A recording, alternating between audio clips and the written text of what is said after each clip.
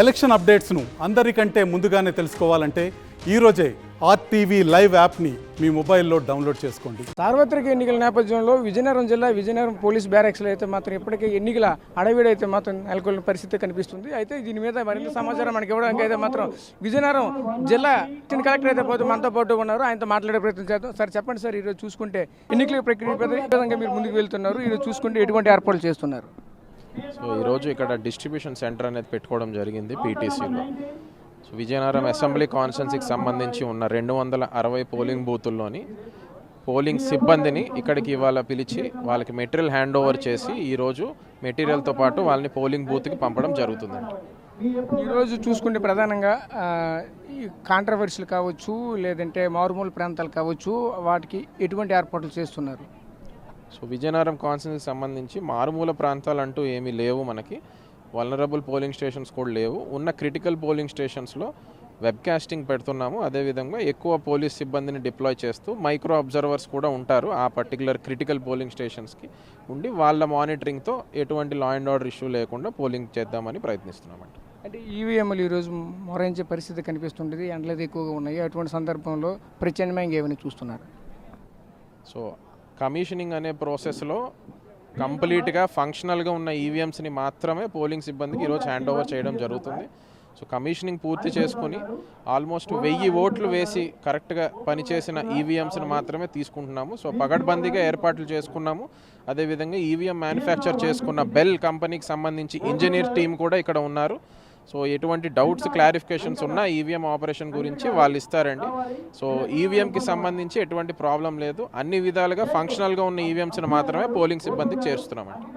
అంటే ఈ పోలింగ్ సిబ్బందికి, ఎన్నికల సిబ్బందికి ఎటువంటి సూచనలు ఇస్తున్నారు? వాళ్ళకి ప్రాపర్ ట్రైనింగ్ ఏ విధంగా ఇచ్చారు? So already 2 rounds of training last month నుంచి కూడా పోలింగ్ సిబ్బందికి క్లియర్ కట్గా ఇవ్వడం జరిగింది.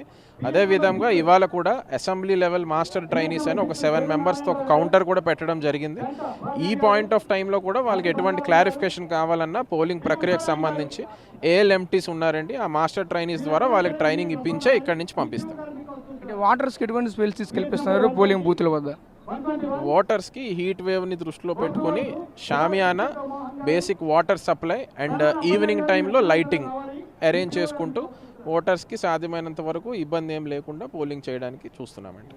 అంటే ఇంక వృద్ధులు ఉంటారు, హ్యాండిక్యాప్స్ ఉంటారు, అటువంటి వాళ్ళు ఆల్రెడీ ఇప్పటికే పోస్టల్ బ్యాలెట్ వాళ్ళకి అవకాశం కల్పించారు. కొంతమంది పోస్టల్ బ్యాలెట్ వేయలేరు. ఇప్పుడు మళ్ళీ ఈరోజు పోలింగ్ బూత్కి వచ్చే పరిస్థితి ఉంటుంది. వాళ్ళకి ఎటువంటి ఏర్పాట్లు చేశారు?